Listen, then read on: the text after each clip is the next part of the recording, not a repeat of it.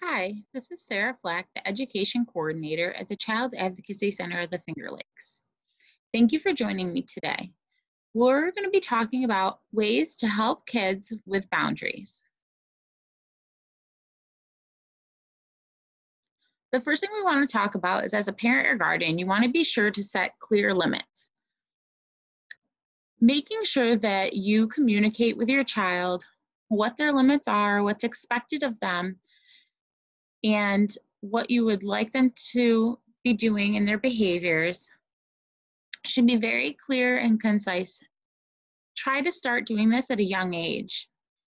What we find is that if we wait until children are already doing undesirable behaviors to try and set clear limits, it's much harder to get them to revert back to what we desire in them. From there, you're going to communicate your expectations with your child. Be very clear on what you are looking for. This is a good time to talk about your family's values. Talking about your family's values can help them understand why we are placing some of these rules and limits and what the desirable behavior is. Then explain the reason why. If you have a young child at home or you've worked with young children, you know that why is probably their number one question. Especially when it comes to rules and boundaries, children want to know the reasoning behind them. It's perfectly okay to give them those reasons. Let them know that the rules and boundaries are there to help protect them and to ensure that the values of your family are withheld. If one of the things that your family places a strong value on is honesty, then the boundary may be not to hide things from adults and caretakers or lie to adults and caretakers.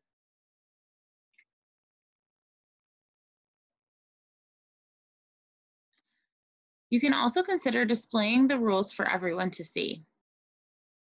Sometimes you might go into a bathroom and see signs that are encouraging people to wash their hands or reminding them of the proper procedures for washing their hands. This is just one example of a rule or boundary that you could have in your home. You can also include children in this process. Ask them if they have any rules that they want to include for the family or boundaries that they want respected. And you can also make post-its, posters, or other signs to display in certain areas of your home. A lot of times, kids' favorite thing to do when they're at that elementary school age is to put posters on their doors that say, "Keep out, no one allowed," with their name on it. You as the parent or guardian may have a rule about keeping doors shut. To better explain this rule, as your child is seeking more privacy, you may want to talk with them about open communication, making sure that everyone is safe, and why a rule or boundary may be that doors are not shut with people inside.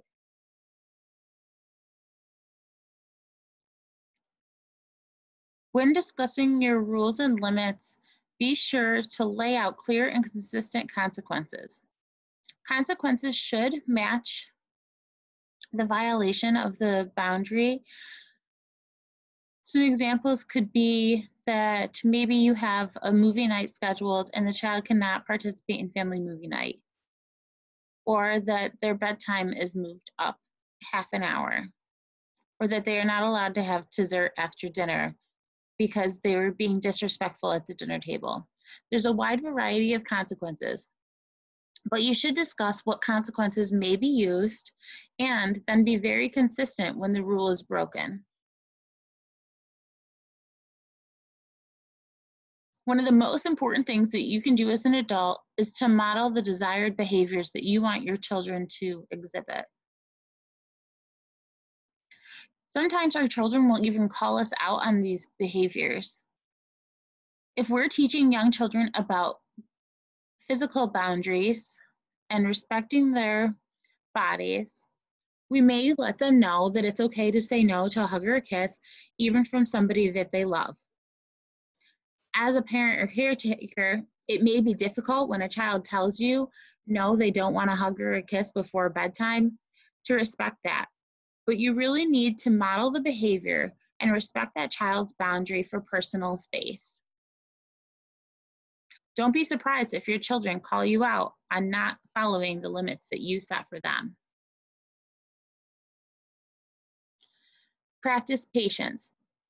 This is especially important if you have begun new boundaries or rules in your home and your child is not used to them, or if maybe the rules or boundaries have changed because you've moved to a new location, you now have a blended family, or there are other things to consider. Now that the habit has changed, your child may struggle. It's really important to be patient with them and with yourself. Don't give up on the rules and boundaries that you have set. Stay consistent and let your child know that the rule or boundary that has been created is there to stay, and you will work together to make sure that you're able to respect that boundary. Less is more.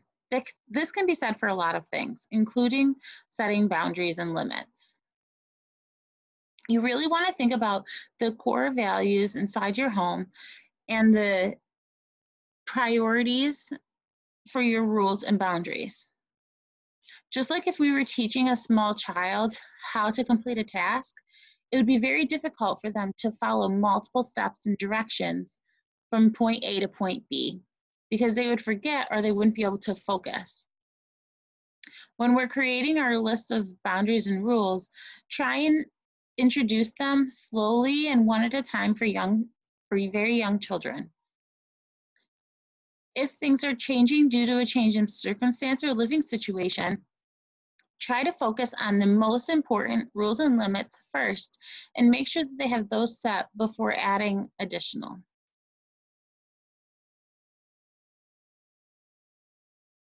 Throughout all these steps, you can definitely get the kids involved, whether that's in having a conversation about what rules and boundaries they want to see take place, how they can help guide consequences and discussions, as well as keep reminders and incentives for following rules and boundaries can be very helpful, as children will take ownership of these rules and boundaries. A lot of times at the beginning of new school years or when children join new groups, the director, teacher, or coach may have discussions with a group of kids to talk about the types of things that they want to see happen within that activity or within that group. When they have more ownership, they also help keep each other accountable. If you would like more information about setting boundaries or limits, rules, and consequences for your children, be sure to consider the child's development. Although a lot of times we think of this as age, it also means a lot of other things like their maturity, their intellect, or if they have any other disabilities. You want to make sure that what you're doing is appropriate for your child. So be sure to do your research. And you can also consider joining a parent support group to hash out some of the troubles and concerns that you're having with other people who may be experiencing similar things. You can get guidance and feedback from people who've been there about what worked for them and maybe what didn't, but you can also get some really good tips on things you may want to try. If you have any further questions or have a topic that you would like to see in an upcoming webinar, please reach out to me at sarah@cacfingerlakes.org.